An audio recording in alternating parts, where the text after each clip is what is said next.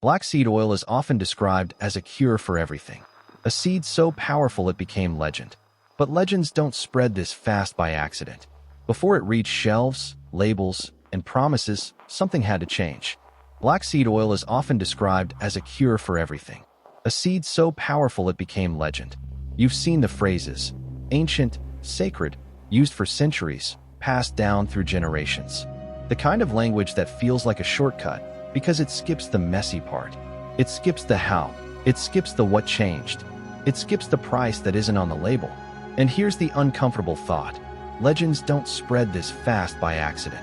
Because when something truly belongs to a place, when it's limited by season, soil, weather, and human time, it doesn't suddenly become available everywhere, all the time, in the exact same bottle, with the exact same promise. That's not nature. That's a system.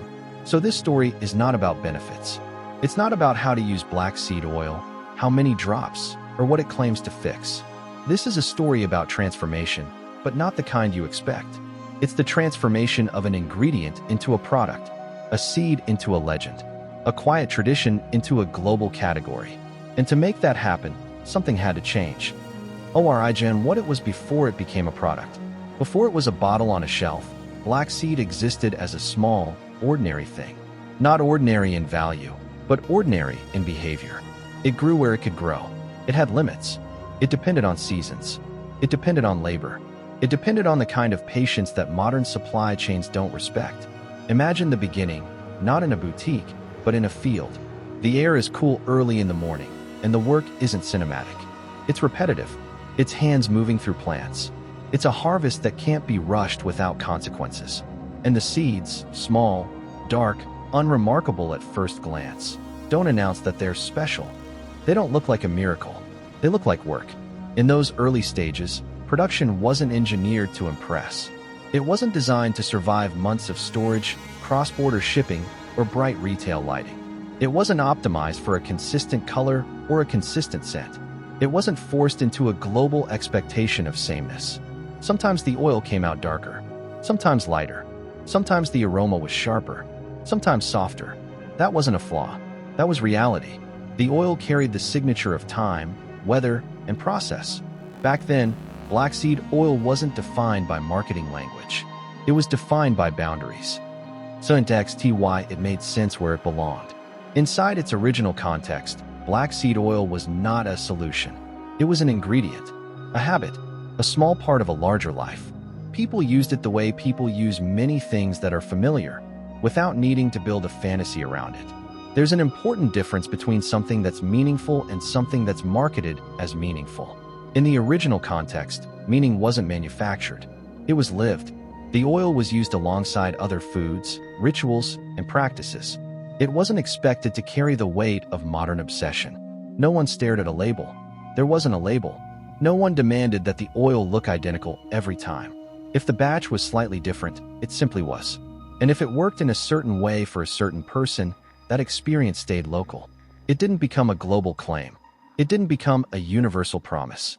That's how tradition behaves when it's real. It stays grounded. It stays specific. It stays slow.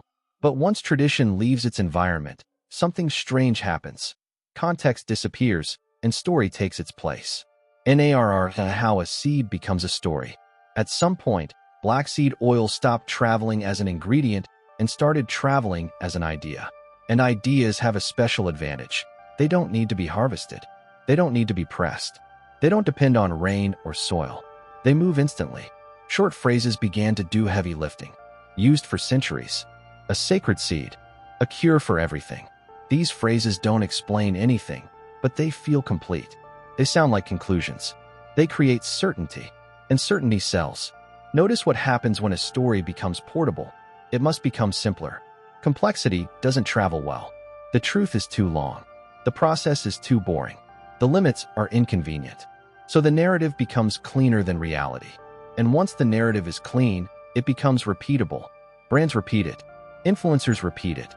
Comment sections repeat it. The story gains the weight of consensus, not because it's been verified, but because it's been echoed. This is where the miracle is born, not in the seed, in the storytelling. And once a miracle exists as a story, demand becomes unavoidable.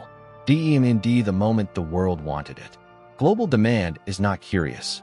It doesn't ask, can this be scaled without losing what made it special? It asks, can this be produced faster, cheaper, and more consistently? When black seed oil enters the global market, the ingredient stops being local and starts being logistical. It becomes a supply chain. It becomes inventory. It becomes forecasts and deadlines. And here's what that means in practice. Nature has to be reorganized to behave like a factory. Harvest schedules tighten. Storage systems grow. Middle layers appear, brokers, suppliers, distributors, each needing predictability. Pressing and extraction are no longer designed for a small region. They're designed for mass output. The oil must survive shipping. It must survive shelf time. It must survive temperature changes. It must survive warehouses, trucks, containers, lights, and delays. So the question changes. It's no longer, how do we make black seed oil? It becomes, how do we make black seed oil behave? That is the moment the ingredient becomes a product. Sacrifice what had to be removed to make it scalable. To scale anything natural, you remove the things that make it unpredictable. The first thing removed is time. Slow pressing, careful handling, small batch variation. These don't fit into global systems. They create delays. They create inconsistency. They create risk. The second thing removed is variability. A system hates surprises. A system can't price surprises. It can't promise surprises. It can't market surprises. So variability becomes the enemy. And then, slowly, invisibly, complexity gets filtered out. Refining increases. Filtration becomes more aggressive. Stabilization becomes a requirement. Not always because someone wants to ruin the oil, but because the oil must survive the demands placed on it. Think about what that implies. The product must be stable, even if stability isn't what made it meaningful. What gets removed rarely has a name on the label. Labels describe what's present, not what's missing. And missing things are harder to sell. So the sacrifice stays silent. But it's there, inside the sameness. Illusion this looks like improvement. Here's the trick. Standardization feels like quality. Consumers are trained to trust what is consistent. A stable scent feels clean. A predictable color feels controlled. A uniform texture feels professional. These signals are comforting. They tell you the product is safe. They tell you it has been handled by experts. But nature is not uniform. Nature varies. Nature changes with season and place.